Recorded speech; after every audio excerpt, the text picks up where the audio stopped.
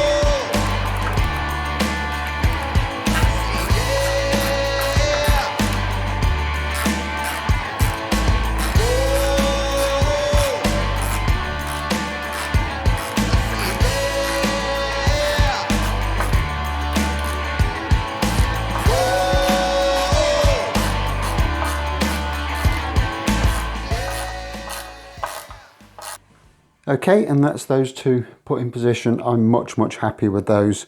Those screws really do get a lot more purchase and the pickups are a lot more firmly in position. And it also means I can get that little element of adjustment I need on those foam pads. So that's another little job done, which is great. Now next, I actually want to revisit something we did a while ago, and that is to look at this wiring again, because you might remember there were some elements of this wiring that we didn't complete, namely the output jacks. And also I want to revisit this because I think all these ground wires look just a little bit scruffy and I'm not happy with them. So I'm going to do something a little bit different with these, and it's something I've been wanting to look into for a little while. And that is to start using some of this stuff, which is tinned copper wire or bus wire. And what I intend to do with it is replace all of these scruffy black wires by just creating a nice neat little loop of this around all of those pots. So there's just one nice, neat, pretty wire running around there. Might even be worth, don't know, if we could explore running it around the inside, although that would bring it quite close to a lot of those contacts, so I'm not sure about that. But definitely running it around the outside would look great. Have to move this pot around a little bit, but I'm sure it'll be fine. So what I'll do is I'll clear everything out of the way, We'll get the soldering iron out, we'll unsolder all of these wires, clean all those blobs of solder up a little bit, and then take it from there.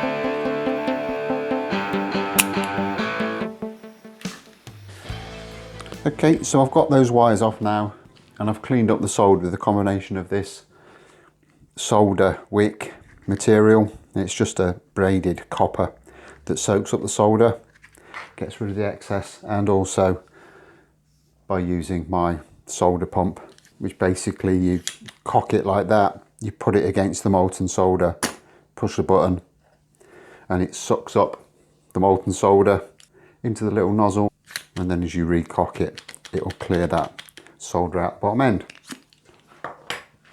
So that's very, very good for cleanup jobs and getting rid of the excess solder. Now I've straightened some of this wire up as best I can. So all I'm going to do now is I'm going to tin the cases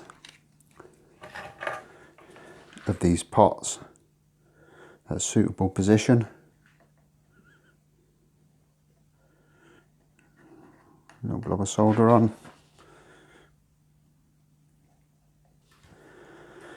And I'm just going to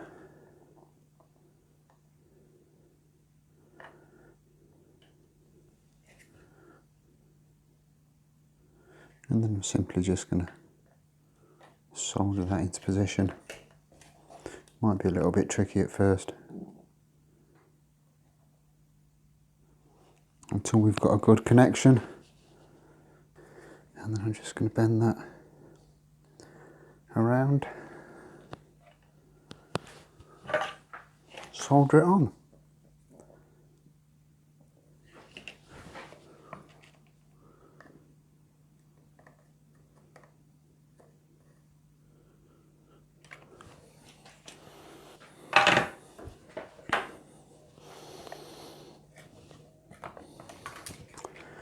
And then just snip that off. And I just think that looks so much neater. So yeah, happy with the way that's gone. So next up, we need to look at getting the output jacks wired in. And as far as I can make out on this diagram, we've got an output from one volume pot, which is from the bridge pickup, that's going to one of these double outputs on this jack. So I think this isn't a mono jack at all, that's a stereo jack, and that's the mono jack. So we get an output from one pot to one of those, and then we get the output from the other pot into the second one, and then those wires are then duplicated into this second jack, which is the mono one.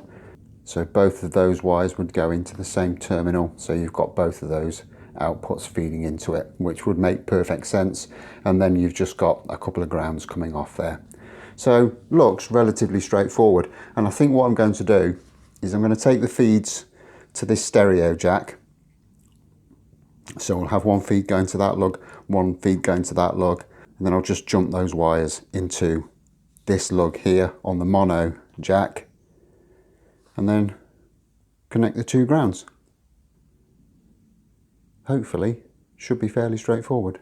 And to start things off, I've just prepared a couple of little strips of wire, and I'm going to get these into the spare lug on each of these volume pots and then run them back towards where the output sockets are going to be.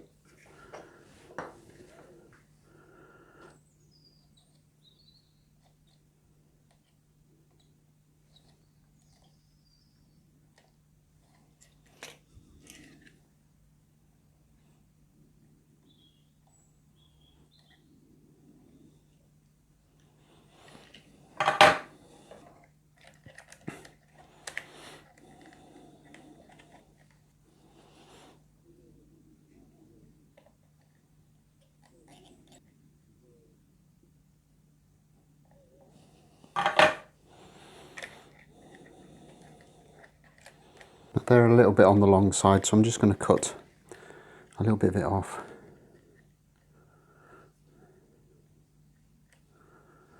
That should do it. And then before I actually solder those into place, I'm going to take the little offcuts that I got, and I'm going to solder them in at the same time, and then they can form the links into this second jack.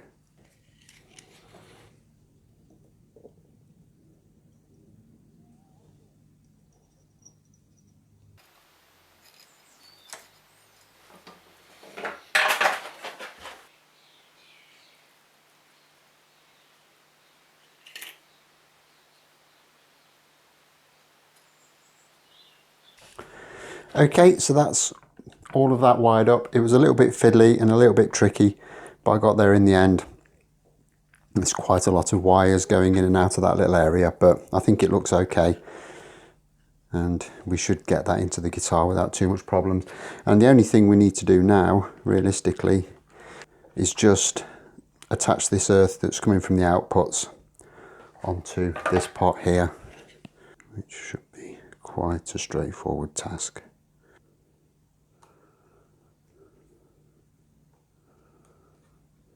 Like that. And that is the wiring done. The only thing we need to do now is to add in the wiring for the pickups at the appropriate time. I have, however, been asked to go through the wiring in a little bit more detail, so we'll return to the circuit diagram and I'll explain it as best I can. And I think the best way that I can explain this is if I put the actual circuit together with the schematic and we can walk through it.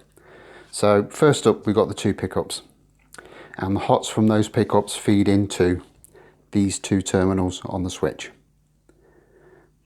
These terminals are also connected to these two capacitors which run to the tone pots. And then there's two outputs on the switch, these two terminals here, which are these middle ones there. This one goes via this capacitor into this volume pot and then directly to one terminal of the stereo jack. The other one runs through to the mix pot and then into this volume pot and then to the other terminal in the stereo jack. And then both of those hots from the stereo jack go to the hot on the mono jack. And then we've got ground lines returning from there, and everything else is grounded via this bus wire or this little black wire here that goes to the switch. It might seem complicated, but it's relatively straightforward. How that all works and makes sound come out, I have no clue, but hopefully I've followed the schematic correctly and it should all work. We'll find out in a few episodes time. So hopefully that's clarified things a little bit. Okay, so I'm going to get all this cleared away because we need to get the guitar back on the bench because there's another job that I need to do. Because what I want to do is try and kind of force this curing process ever so slightly by taking, this is a sheet of 600 wet and dry paper, and I'm just going to kind of very lightly go over this surface,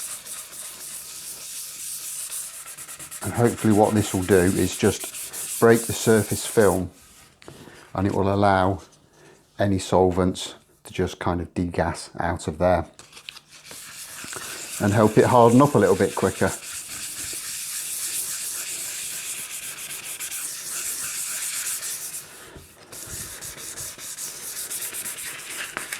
So So I'm going to go over the whole guitar, the front, the back, the neck and everything else, and just do that. And then hopefully by the time I'm ready to film the next episode, which will be polishing this body up, it will be ready to go. So I'll carry on doing that. In the meantime, as always, like if you've liked, subscribe if you haven't already done so, and I will look forward to seeing you in the next episode. Thanks a lot for watching. Bye bye.